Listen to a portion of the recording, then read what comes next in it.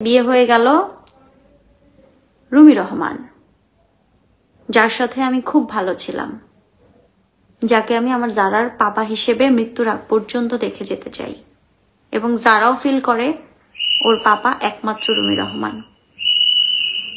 সমস্ত কিছু স্রষ্টার হাতে। আল্লাহ হয়তো চায়নি সেই সংসারটা আমি করি, আল্লাহ হয়তো চায়নি আমি, থাকে না হলে কেন 38 ডেজে আমার ছেলেটা পৃথিবী থেকে মানে আমার ছেলেটাকে, ফুটফুটে ছেলেটাকে 38 ডেজে রেখে বিদায় নেবে। চলে গেছেন। তার 2 বছর পরে আমি রাসেল মিয়াকে ভরসা করি, এতিম হয়ে এতিম বাচ্চাদের দায়িত্ব নিবে, এবং রাসেল মিয়া কি কি আমার সাথে করেছিল সেটার প্রমাণ সমস্ত কিছু আপনাদেরকে দেয়া হয়েছে, এবং আপনারা তখন দেখেছেন, আপনারা আমাকে প্রচুর সাপোর্ট করেছেন। এবং তার থেকেও বড় কথা, এটা এখন আদালতে। আমি কিন্তু এখন রাসেল মিয়াকে নিয়েও কোনো কথা বলি না, বিকজ এটা আদালতে প্রক্রিয়াধীন। যে কাজ করবে তার সাজা সে ভোগ করবে দেশে প্রচলিত আইনে। তো যাই হোক, পরবর্তীতে সেই মিথ্যে মামলা দেওয়ার কারণে এটা হচ্ছে রিভেঞ্জ। যেহেতু আকাশ নিবিড় আমার কাছের বন্ধু হয়ে সে শিবিরে একটা মামলা দিল হেলেনাকে দেখে নিবে, তখন কিন্তু আকাশ নিবিড় ওই শিবির নেতাকে দিয়ে মামলা করানোর পরে তারাই আবার টাকা খাইয়ে আমার উপর রিভেঞ্জ নিল, আমার নামে একটা মামলা দিয়ে দিল, অ্যান্ড সেটা মিথ্যা মামলা হিসেবে প্রমাণিত হয়ে গেছে। আলহামদুলিল্লাহ, আমি সেখান থেকে এখন সেফ আছি, আমি জামিনে আছি। আচ্ছা, গেল। তো ওই মুহূর্ত তৎক্ষণিক, আমি জীবনে কোনো মামলার আসামি হই নাই, আমার ভেতরের মধ্যে আকাশ নিবিড় একটা ভয় ঢুকায় দেয়। তখন আমি কোথায় যাব? আমাকে বলে বাসায় থাকা যাবে না, বাসায় থাকবি না, এটা সাক্ষী অনেক আছে, অনেক অনেক সমস্ত কিছু আদালতে সাবমিশন হচ্ছে।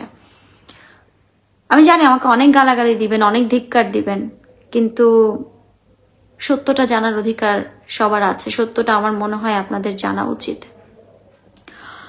পরবর্তীতে দেখেন, এই আকাশ নিবিড়ই মানে বিশ্বাস পৃথিবীতে কাউকে করতে নাই। এই আকাশ নিবিড় ওই যে রিভেঞ্জটা আমার উপর নিল হেলেনা এবং রাসেল মিয়া, যেদিন ও কোরআন অবমাননার মামলা করলো, পরের দিনই রাসেল মিয়া জামিনে বেরিয়ে আসলো। বোঝাই যায় কেন। অ্যান্ড তারপরে কিন্তু আমার বিরুদ্ধে মিথ্যে মামলা হলো, এবং সেটা মিথ্যে আমি প্রমাণিত করলাম। আলহামদুলিল্লাহ, আল্লাহর কাছে শুক্রিয়া। এবং পরবর্তীতে সত্য কখনো চাপা থাকে না। সে তখন আমাকে আতঙ্কিত করে দিল, আমাকে প্যানিক করে দিল, বাসা থাকবি না, তুই অ্যারেস্ট হয়ে গেলে কি হবে, অ্যারেস্ট হলে জামিন হবে না, এই হবে না, সেই হবে না, প্যানিক করে ফেললো। অ্যান্ড দেন আমি তখন জাস্ট চিটং যাই, চিটং থেকে আমি দুবাই যাই, দুবাই থেকে আমি দেশে আসি। তখন আকাশ নিবিড় আমাকে বলে ওর বাসায় যাওয়ার জন্য, এবং আমি ওর বাসায় যেতে চাই না।